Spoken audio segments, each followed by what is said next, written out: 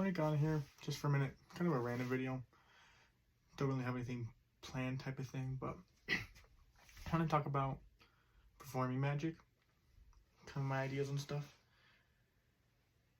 So I think learning magic is something everyone should do at least to a degree, especially if you're introverted and wanting to get to know people, or even if you want to learn more about psychology type of thing. I think, or magic can teach lots of different things. So it can teach physics, the way cards move type of thing. If you do this, then this happens, stuff like that. It can teach math if you're doing more probability type of things, mentalism or self-working tricks, stuff like that. It can teach psychology for different forces or how people react to different things, what they will or won't notice depending on how you can guide their gaze in a sense and force a perspective. It can teach people skills, being able to talk in front of people and stuff, and tons of different things. So I think everyone should learn magic, whether or not they make it into something they do forever, or their lifelong hobby, or even a career. I think it's a very useful thing that teaches you a lot of good life skills.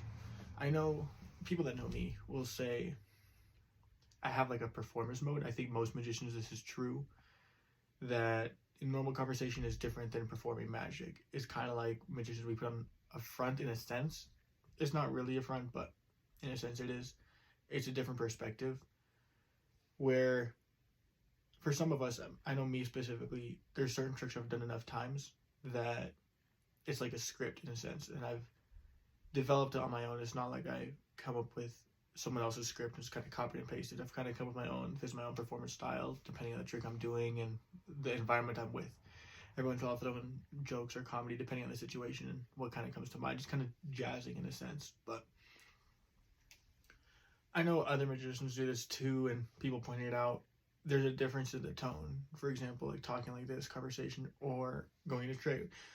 All right, pick any card, place it face down. What I want you to do is, and then going into different things like that. Just very instructional for certain things, stuff like that. Just guiding, taking control in a sense. But yeah, nothing wrong with that. I just think it's an interesting perspective. Something else I think is cool is the difference of entirely sleight of hand, whether impromptu or with a setup, versus gimmick tricks. And I enjoy both. In person, I definitely perform more impromptu sleight of hand. I don't really carry gimmicks with me, especially if there's a potential to perform, but I'm not a guarantee. If there's a guarantee to perform, I might bring a couple stacks or gimmicks or whatever.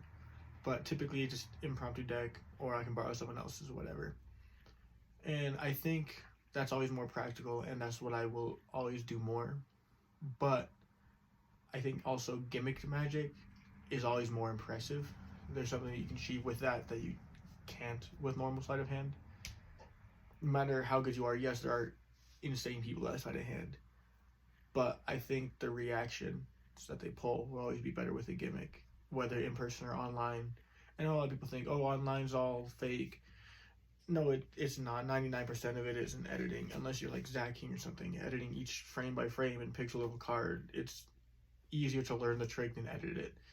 Yes, there might be gimmicks or forced perspectives in a sense. You might only be seeing part of it, but none of it is edited in a sense. The same way, like in a live performance, I'm editing your view set, whether by sleight of hand or forcing a perspective, saying, oh, look over here while I'm doing something over here. In a sense, you could kind of claim it's editing because I'm forcing a viewpoint when something else is entirely different is happening, but yeah, I don't know if that made any sense. Something else I want to talk about for magic is I have a lot of people come up to me, or after I show them a trick, oh, can you teach me that, or teach me magic, or stuff like that. And for a while, longest time, I was very willing to teach people magic, but none of them really even stuck with it type of thing, which that kind of got annoying. Is, oh, I'm putting in this effort to someone who's just going to give it up. Nothing wrong with that. Like, if it's not for you, it's not for you. And I still enjoy teaching those few tricks. But I've definitely changed my approach on teaching magic. Not necessarily for YouTube, because if you're looking up tutorials, you're avidly going out of your way to learn it. So that's always going to be better stuff on YouTube rather than minimal effort because I know you're going to quit type of thing. It's always going to be you're seeking it out, so here's tutorials that are worth it. But in person, I've had a couple people try it for a while, but I don't think I've had anyone that I still talk with magic about, which I'll get back to that in a second. But I don't know if it's because people don't have the interest, or if it's, I know a lot of things are easier to do if your friend's doing it type of thing. So if I go do something else type of thing, or can't always respond in a sense that they kind of forget about, or they've not enough other influences, or if it's just a will thing, they don't want to type of thing, which nothing wrong with any of those, but it's just an interesting perspective that those who want to will. So if any of you ever want to, let me know. I'm happy to teach you. Always looking for more people to talk shop with in a sense. And I want to get back to that before, is like I mentioned, not having people to talk with about it. There are certain things I can say as a magician that other people won't understand. So it's always nice when I get to meet other magicians and can talk shop. I met Derek Hughes a couple times.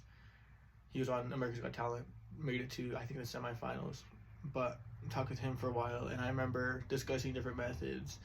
One of them was mnemonic, and the book Mnemonica, and me and him talking about different things and referring to tricks he's done or I did, or different methods of different things.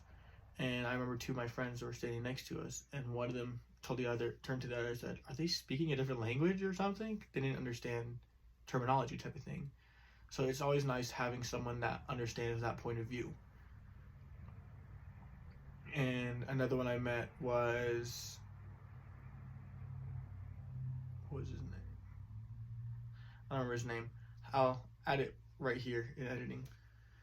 But talking shop with him about different things and asking stuff that he would understand, but other people necessarily wouldn't.